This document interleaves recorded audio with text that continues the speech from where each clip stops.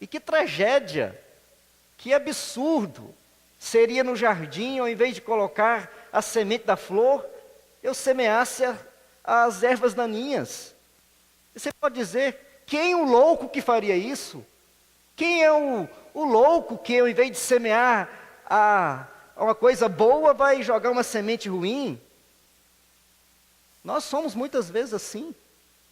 Nós às vezes somos assim como loucos, que acabam semeando o nosso próprio corpo coisas ruins, que nos matam, que nos definham, que nos viciam, que nos tornam viciados a coisas, viciados a objetos, viciados a sentimentos. Então podemos sim, como loucos, jogar semente ruim em nós mesmos, no nosso próprio coração. Mas o verso 9 nos dá então uma palavra boa, que eu queria que você lesse comigo. Vamos, verso 9, juntos. E não nos cansemos de fazer o bem, porque é seu tempo, senão... Veja que Paulo sabe que o trabalho do semeador é cansativo. Paulo sabe que o trabalho do semeador é cansativo. Semear coisas boas em nós mesmos é um trabalho constante, permanente, diário. Não se pode, nesse terreno que somos nós, de vez em quando semear. O que Paulo está dizendo? É que a semeadura em nós é um ato contínuo, é um ato permanente, e é por isso que nós não devemos nos cansar. Se já é cansativo, e olha que eu sei dessa experiência, viu? Não é fácil. Plantar milho no enxadão, algumas pessoas sabem o que é enxadão aqui, né? Plantar milho. Meu pai, o Mazinho deve saber disso, né? Algumas pessoas que conhecem matraca, né? Só que a questão da matraca, você tem uma atitude que é ato consequente da matraca, que é você joga a matraca e tem que passar o pé por cima, né? Para tampar com a terra, porque a matraca às vezes deixa aberto. E esse era o trabalho que eu tinha que fazer quando eu era assim, do tamanho de Isaac, ia atrás do meu pai, tampando os buracos da matraca, sabe? Na primeira fileira de milho era muito bom, era uma diversão maravilhosa. Meu amigo, depois da quinta fileira, você já começa a brincar com a terra, né? Então, veja que o ato da semeadura já é naturalmente um ato cansativo, queridos, não é? Não é fácil. Mas e quando o terreno está aqui, é vivo, ó? E quando eu sou o terreno que precisa da semente boa? E Paulo então diz assim, então para o semeador que está semeando coisa boa, olha lá no versículo 9, e não nos cansemos de fazer o bem. Aqui o bem, queridos, é o bem para o outro, é o bem para nós mesmos, é o bem que nós semeamos em nós e nos outros, porque a seu tempo o quê? Ceifaremos, se nossos joelhos não tornarem trôpegos e as nossas mãos descaídas, se nós não esmorecermos nesse ato da semeadura. E o texto está dizendo assim, eu gosto muito de uma expressão que está aí, às vezes a gente passa o olho por cima dela.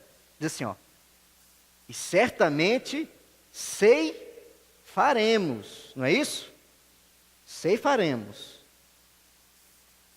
Se não desfalecermos, mas ceifaremos quando? A seu tempo. A seu tempo. A persistência, querido, nos leva ao tempo da colheita. Não é isso? Porque a seu tempo ceifaremos. A boa semente no campo bom redunda na colheita boa no tempo certo. Aleluia. Mas é no tempo certo. A gente é apressado demais. Jesus conta a parábola do homem que joga a semente na terra, não é isso? Aí ele assim, não adianta ir lá de noite ficar olhando em volta da semente para ver se ela nasceu, porque o milagre, não é isso que acontece ali, está não depende do esforço do trabalhador. Não depende do esforço do semeador. O ato da semeadura depende do semeador. O ato da semente nascer depende de um milagre. Que o semeador não interfere. Não interfere ele interfere no plantio, no cuidado, mas não interfere no ato de germinar. É isso que o Paulo está querendo dizer. É por isso que tempo natural de nascer, crescer, frutificar. Nós somos muito apressados, vivemos numa sociedade apressada. Nós queremos os resultados para ontem. Acostumados com as propagandas de 30 segundos que oferecem felicidade imediata. Nós também achamos que na vida espiritual a gente consegue as coisas, consegue ser maduro espiritualmente com um curso rápido de 7 semanas ou 7 hábitos.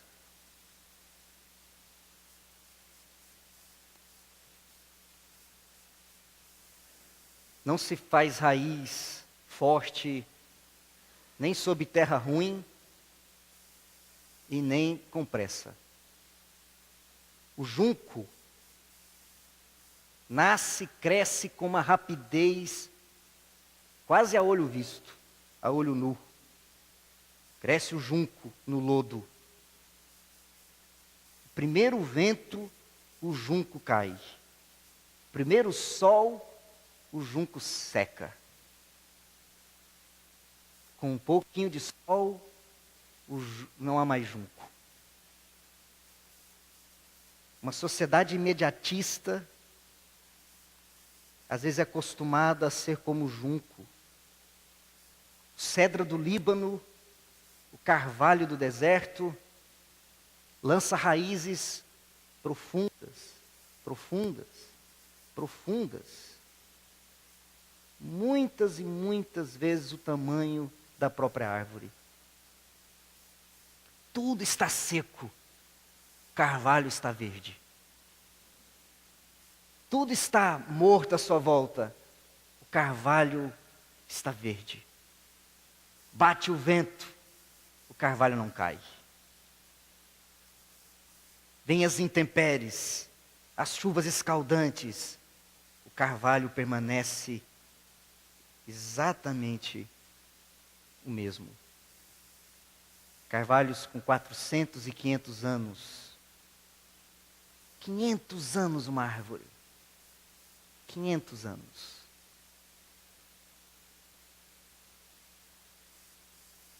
Raízes fortes demandam tempo e paciência. Uma vida cristã madura, uma vida cristã que expresse o fruto do Espírito Santo depende de perseverança, perseverança, perseverança, disciplina, perseverança, perseverança e perseverança. Porque a seu tempo colheremos. É por isso que o versículo de número 10 termina a nossa lei da semeadura. Você pode ler comigo o verso 10? Por isso, enquanto tivermos oportunidade, que significa que a oportunidade de ser semeador vai chegar ao fim. É aquela expressão que ninguém vai ficar para semente, né? Ninguém vai ficar para semente. A gente acha assim na juventude que a vida é eterna. E passa rápido. Não é? Passa rápido até demais. Passa rápido. E quando a gente olha para si, a gente tem que perguntar: o que eu estou semeando na minha vida? Porque vai acabar o tempo da semeadura. Você está entendendo o que Paulo está dizendo? O tempo da semeadura vai chegar ao fim. Vai chegar ao fim. Não teremos como semear nem nos outros e nem em nós mesmos.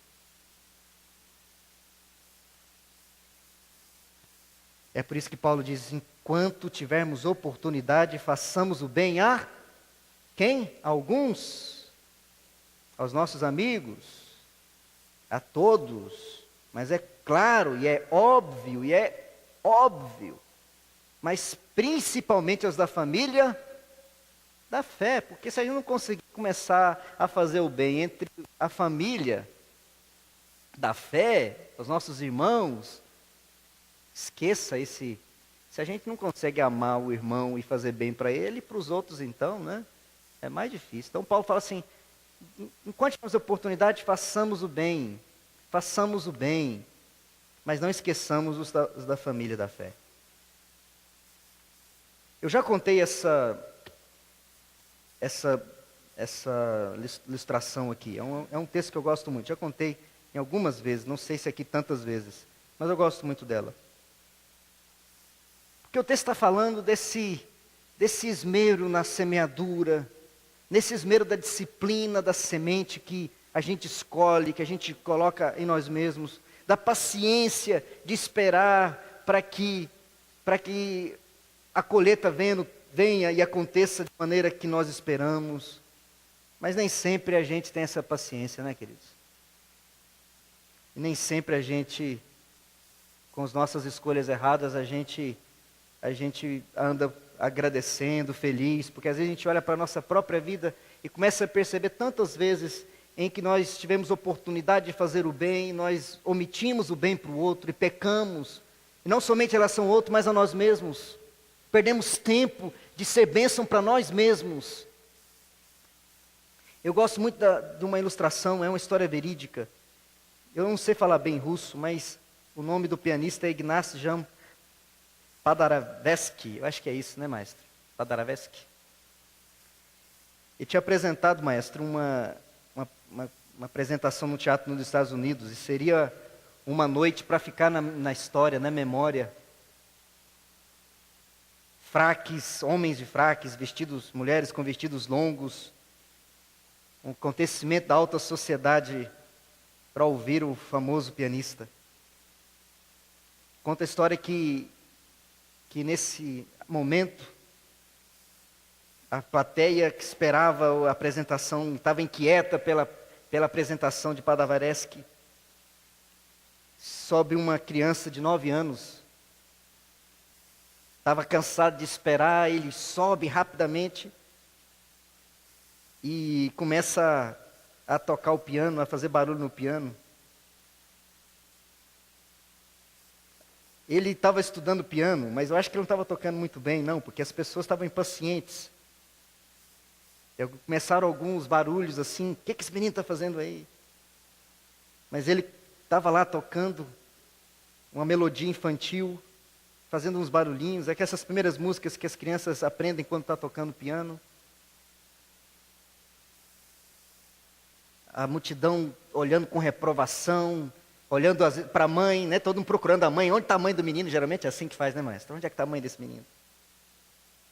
Tira esse menino de lá, quem trouxe esse garoto? Cadê a mãe? E a história conta que Paderewski estava se preparando para entrar e ouve aquele barulho. E ele entra, sorrateiramente, as luzes apagadas, porque não tinham ligado as luzes para a entrada. Ele entra no escuro, se assenta ao lado do menino e começa a completar as notas. E ele falava no ouvido da criança, continue, não para, não desista. E foi tocando. E a plateia que antes estava revoltada, ficou maravilhada com a atitude e com a música que saiu. Amados, é assim que acontece conosco. Às vezes nós nos esforçamos na nossa própria vida cristã para fazer o melhor de nós. Mas às vezes nossos resultados são assim como aquela melodia da criança tentando encontrar as notas musicais para formar uma melodia. Às vezes não temos a destreza nos dedos, mas temos um desejo no coração de fazer o melhor. E às vezes os outros que nos olham, às vezes os outros que assistem, olham para nós e dizem, que imperfeição, que pequeno, que medíocre. Alguns até vêm contra nós e nos motivam o medo, o fracasso, a vontade de desistir, a vontade de sair correndo ali, dizendo, eu jamais vou conseguir fazer o certo. Mas essa é uma metáfora maravilhosa, porque nos mostra que às vezes nessas situações em que nós verdadeiramente queremos fazer o melhor de nós, ainda que tateando sob o teclado da vida, é o bom mestre Jesus, poderoso, o Senhor da história, que diz que estaria conosco todos os dias da nossa vida, até a consumação dos séculos. Ele se coloca ao nosso lado, se assenta ao nosso lado e nos ajuda a completar a melodia da vida. E Ele continua dizendo, não desista, não desista, continue, continue. E aí a nossa vida pode se tornar uma melodia que merece aplausos. Porque se nós não cansarmos de fazer o bem, a seu tempo ceifaremos, se não desfalecermos. E a boa notícia, a melhor notícia é que nós não estamos sozinhos. Você pode fechar os seus olhos? A melhor notícia, a boa notícia, a perfeita notícia, a gloriosa notícia, a notícia para a sua vida, a notícia para a minha vida, a notícia para o meu coração, a notícia para o seu coração, é que nós não estamos sozinhos. A semente nos é dada pelo Senhor, Ele é o dono da semente, Ele é o dono da sementeira, Ele é o Senhor do campo, Ele é o Deus poderoso, que pode fazer brotar da nossa vida coisas grandiosas, maravilhosas, milagres poderosos, porque Ele é o Senhor. E essa verdade tem o poder de mudar a nossa vida, de nos fazer erguer. Às vezes quando nós olhamos para nós mesmos e percebemos até hoje, eu só colhi fracasso, e o Senhor diz, continue, firme, firme, ouça a minha voz, prossiga fazendo o bem, ouça o que eu estou dizendo. Eis que estou com você todos os dias. Porque o nosso Deus é aquele que trabalha por aquele que nele espera. E até no turno da noite, Ele trabalha incansavelmente. Não desista de você, porque o Senhor continua investindo na sua vida e na minha vida. Há tempo para isso. Agora, hoje é o tempo da semeadura, da boa semente no solo do nosso coração. Deixar Jesus, que é o todo-poderoso Senhor, com a semente poderosa do Evangelho, ser plantada no solo do nosso coração, para transformar a nossa vida, e sairmos pela vida, fazendo o bem todo o tempo, a todas as pessoas, sem desfalecermos, porque a seu tempo, no tempo certo, colheremos aquilo que Deus tem para nós. Senhor, esta é a Tua palavra e nós cremos na Tua palavra. Mas às vezes nos tornamos desanimados pelas feridas da vida, pelos desastres da vida, pelos fracassos da vida. Quantas vezes queremos desistir? Eu não consigo, eu não posso, eu sou um fracasso. E o Senhor Todo-Poderoso nos anima, nos coloca de pé, os joelhos trôpegos e as mãos descaídas são endireitados, porque o Senhor da história é poderoso para nos colocar em pé e nos fazer seguir, apesar, não obstante as circunstâncias difíceis que nós passamos. E é nisso que nós cremos, Senhor. É isso que nós sabemos que estás fazendo na nossa vida, e nós te louvamos por isso. Porque o Senhor é poderoso para mudar a nossa história, para fazer que as sementes que nós lançamos sobre os outros e sobre nós mesmos sejam sementes boas, maravilhosas, abençoadoras.